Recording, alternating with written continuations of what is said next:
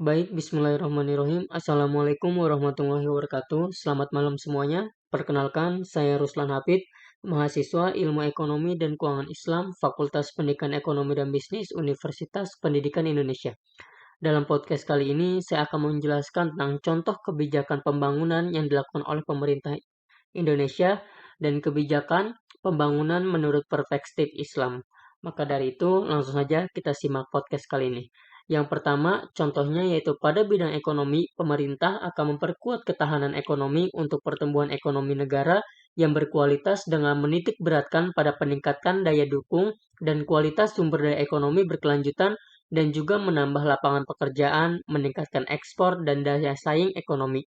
Yang kedua yaitu melakukan peningkatan pertumbuhan ekonomi yang berkelanjutan dan inklusif dengan meningkatkan penguatan pertanian mengingat negara Indonesia merupakan negara agraris. Mengembangkan sektor perikanan dan pertambangan, tak lupa juga mengembangkan sektor industri manufaktur dan juga meningkatkan daya saing UMKM dan terakhir meningkatkan ketersediaan lapangan pekerjaan. Yang ketiga yaitu melakukan pemerataan dalam bidang pelayanan dan ekonomi agar tidak terjadi kesenjangan antar wilayah di Indonesia. Bisa dilihat di Indonesia masih terdapat pulau dengan julukan 3T yaitu tertinggal, terpencil, dan terbelakang. Yang keadaannya jauh beda dengan pulau-pulau terdepan di Indonesia, mulai dari segi ekonomi, infrastruktur, teknologi, fasilitas umum, dan lain-lain. Kebijakan yang keempat yaitu meningkatkan pemerintahan, mohon maaf, kebijakan yang keempat yaitu meningkatkan pemerataan pembangunan infrastruktur guna mendukung pengembangan ekonomi di seluruh daerah di Indonesia. Dapat dilihat bahwa ketersediaan infrastruktur masih belum merata. Perbandingan dapat dilihat di desa dan di kota.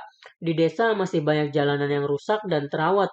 Lampu-lampu juga masih ada yang belum lengkap. Kemudian signal untuk alat komunikasi juga terkadang susah. Sedangkan di kota banyak jalan yang sudah bagus, halus, kemudian lampu-lampu kota juga terang juga ketersediaan sinyal komunikasi yang lancar.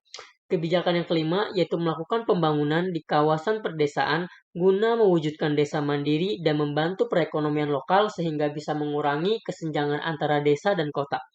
Yang keenam yaitu pembangunan dengan mengembangkan potensi ekonomi wilayah, terutama di wilayah koridor ekonomi seperti Kalimantan, Nusa Tenggara, Maluku, Sulawesi, dan Papua. Pada daerah-daerah tersebut akan dikembangkan perindustrian dan mengembangkan sektor perekonomian di bidang maritim. Yang ketujuh yaitu meningkatkan penghasilan ekonomi melalui agroindustri, hasil hutan kayu, perikanan, dan hasil tambang melalui peningkatan produktivitas di semua bidang baik pertanian hingga tambang, meningkatkan mutu hasil pertanian komoditi andalan ekspor, meningkatkan potensial untuk ekspor dan substitusi impor, serta melakukan peningkatan pengawasan mutu dari mulai produk pertanian hingga teknologi pertanian. Nah, adapun pembangunan menurut dalam perspektif Islam, pembangunan ekonomi bersifat material dan spiritual yang mencakup pula pembangunan sumber daya manusianya, sosial, kebudayaan, dan lain-lain. Dalam perkataan lain, dampak pembangunan dalam Islam adalah menyeluruh sebagaimana konsepsi Islam sebagai agama yang menyeluruh. Bukan hanya ekonomi yang bersifat material, tetapi juga pembangunan non-material yang bersifat spiritual, akhlak, sosial, dan kebudayaan. Ada 5 kebijakan utama pembangunan dalam Islam. Yang pertama yaitu konsep pembangunan berlandaskan tauhid, khalifah dan takziah. Yang kedua yaitu aspek pembangunan meliputi fisik dan moral spiritual. Yang ketiga, fokus utama pembangunan adalah manusia sebagai subjek dan objek pembangunan guna mencapai kesejahteraan. Yang keempat yaitu fungsi dan peran negara. Dan yang kelima yaitu skala waktu pembangunan meliputi dunia dan akhirat. Menurut saya pribadi, di antara contoh-contoh di atas mengenai kebijakan pembangunan yang dilakukan oleh pemerintah Indonesia ini hampir meliputi 5 aspek kebijakan utama dalam Islam, yaitu ada tauhid, khalifah takziah, aspek pembangunan meliputi fisik, moral, dan spiritual. Yang ketiga itu fokus utama pembangunan adalah manusia sebagai objek dan subjek. Yang keempat yaitu fungsi dan peran negara.